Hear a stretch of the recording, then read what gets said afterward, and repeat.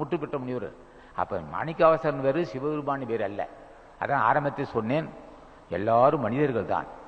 உருகி தியானிக்கத்தான் தெளிவான அறிவு பெற்று கடவுத்தன்மை அடைகிறார்கள். ஆகவே நாமும் ஆசான் மாணிக்கவாசகனை பூஜை செய்து அந்த பெறுதற்கரிய இந்த பிறவியை, மானுட பிறவியை தக்கவாறு பயன்படுத்தி வினையிலிருந்து வெல்ல வேண்டும். பூஜை செய்தாதான் வினை, முன் செய்த வினையை பற்றி தெரியும். வினை சூழ்ந்தால் அறிவு வேலை செய்யாது. அறிவு வேலை செய்ய மூர்க்கத்தனம் இருக்கும்.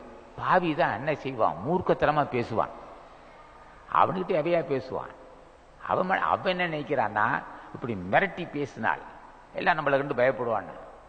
மனசுல நினைச்சிருப்பான், என்ன ரொம்ப துள்றாரு தம்பி, ரொம்ப துள்றாரு, பயந்தது போன்று நடிப்பான், வர பயப்பட மாட்டான். அவனும் மனிதன் தானே.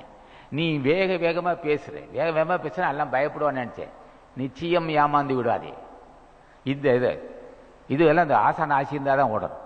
இப்போ அது மாதிரி ஒரு உணர்வுகள் அச்சுறுத்தி வைத்தால் நமக்கு நல்லது நினைப்பான். சினத்தை பொருளொன்று கொண்டவன் கேடு, சினத்தை பொருளொன்று கொண்டவன் கேடு. நிலை தலைந்தான் கை விளையாட்டுனான். நீ சினமே ஒரு பொருளாக கோபத்தை, மூர்க்கத்தனா இது பாவத்தின் சின்னம். கோபத்தை நம்ம கையில் வச்சிருக்கிறோம். அவன் முன்கோபக்காரையா, கடுமையான ஆளியா அப்படின்னு சொன்னா நீ என்ன அவன் நினைச்சிருப்பான், உன்னை சரியான தேங்காய் நினைச்சிருப்பான், நீ நினைச்சிருப்ப நம்மளை மிரட்டி வச்சிருக்க. இதுதான் ஒரு பலகீனங்கள். திருவருள் துணை இல்லாமல் இந்த புத்தி அது மாதிரி ஒரு கொனை கேட்டு நம்ம விட்டு நீங்காது. ஆக மூர்க்கத்தானே தீர்வதற்கும் ஆசான் மாணிக்கவாசன் ஆசி இருக்கணும், இனிமே பேசவும் ஆசி இருக்கணும். ஆக இதெல்லாம் திருவருள் துணையால் தான் நம்ம அறிய முடியும்னு சொல்லி நாம் இனிமேலாவது பெரியவங்க ஆசி பெற்று. ஆனால் அதே சமயத்தில் அன்னதானம் செய்ய சொல்லியிருக்கேன். நான் மாதத்து 2 பேர்த்து அன்னதானம் செய்யணுருக்கேன். அது என்ன ஆகும், அன்னதானம் செய்யும் போது யாராவது பசியோடு இருப்பான், பசியாரி இருப்பான், அவன் புண்ணியம் நல்லா இருக்குன்னு நினைப்பான். அவன் புண்ணியம் நல்லா இருக்குன்னு சொன்னாக்கே உனக்கு புண்ணியம் கூட வரும். தினம் பூஜை செய்கிறான். வாகத்தி ஸ்வராந்தி நந்தி சாட் சும்மா ஒரு 4 நாகான்னு சொன்னான். ராமலிங்க சாமியிலேயே மாணிக்கவாசகா தாய்மா சாமியில இவங்க சொன்னா போதும். பூஜை செய்கிற என்ன ஆகுன்னா எல்லா இந்த மூர்க்கத்தை நம்புற இந்த இனிமே நடந்து கொள்ள வேண்டுங்கிற அறிவே ஆசான் மாணிக்கவாசன் கொடுக்க வேண்டும். இல்லைன்னு சொன்னால் 60 ரூபாய் நடந்துக்கிட்டு பகையை உருவாக்கிக்குவோம். இப்படி எல்லாம் நம்ம இப்படி பூஜை செய்தால் இந்த வாய்ப்பு கிடைக்கும்னு சொல்லி அவரவர்கள் வாய்ப்பு கிடைத்திருக்கு. ஆசானே வகுத்து கொடுத்துருக்கிறார். ஒவ்வொரு வாரமும் இது மாதிரி ஞானிகள் நூலை பாராயணம் செய்யணும்னு சொல்லியிருக்கிறார். அதை நாமும் படிப்போம், தினமும் படிக்கிறோம். தினமும் படித்தாதான் தெளிவான அறிவு வரும், சாந்தம் உண்டாகும், செல்வம் பெருகும், வறுமை தீரும், நோய் தீரும், மூர்க்கத்தனம் தீரும், இனிமையாக நடந்து கொள்வார்கள், வஞ்சனையற்று வாழ்வார்கள்.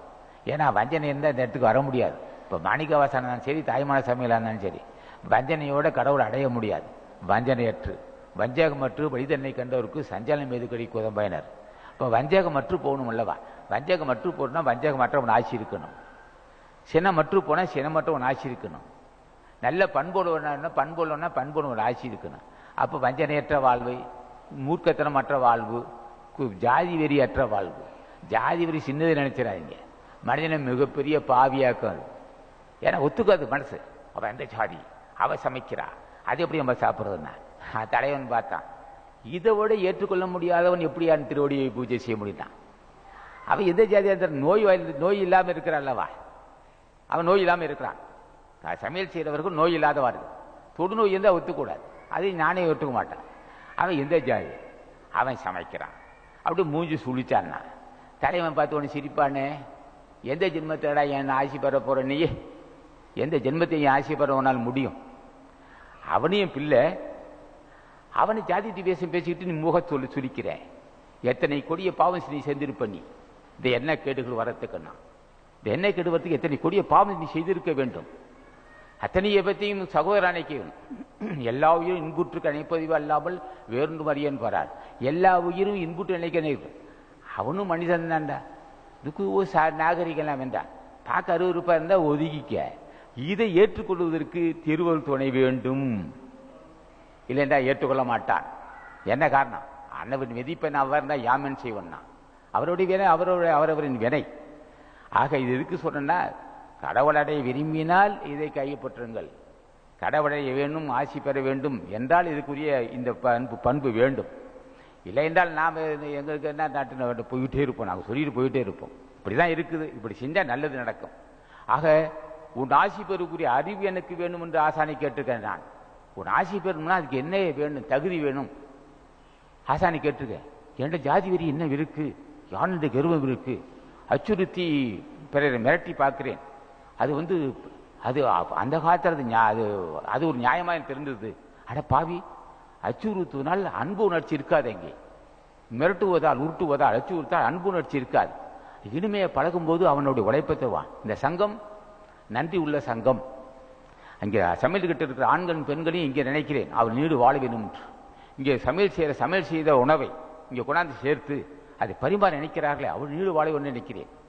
அப்ப சமையல் செய்கிறவர்கள் ஒரு சின்ன சாதாரண மனிதனாக 5 வயசு பையனா இருந்தாலும் சரி, தொண்டு செய்தால் அதை நாங்கள் உணருவோம், அதுக்காக தனி மதிப்பு தருவோம், அன்பு காட்டுவோம். ஆக அங்கே சமையல் செய்கிறவர்கள், அந்த உணவை கொண்டு வந்து மேலே சேர்க்கிறவர்கள், அதை அன்பர்கள் பரிமாறுகின்றவர்கள், பெண்கள் ஆண்களுக்கும் தேவையானதை வைத்து போவார்.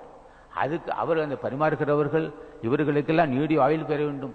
நீடிய ஆயுள் பெற்று இன்புற்று வாழ நினைக்கிறோம். ஆக இந்த சங்கம் ஒன்றுதான் தொண்டுக்கு மதிப்பு தருவது, தொண்டுக்கு மதிப்பு தரும். அது மட்டும் இல்லை, ஏன் இப்போ சொல்கிறேன், இப்படி இந்த கருத்து சொல்கிறோம்னு சொன்னால், ஐயோ ஜென்மம் வந்திருக்கு, நல்ல ஜென்மம் வந்திருக்கு, திவேசத்தை பேசி பாவியாக கூடான்னு சொல்கிறோம். நல்ல கடவுள் வாசி சன்னிதானத்தை வந்திருக்கிறோம், கொடுமையை பேசி பாவத்தை சுமக்கக்கூடாது. தொண்டர்கள் இனிமையை பேசணும்னு சொன்னால் வேணை சூழ்ந்துக்கும்.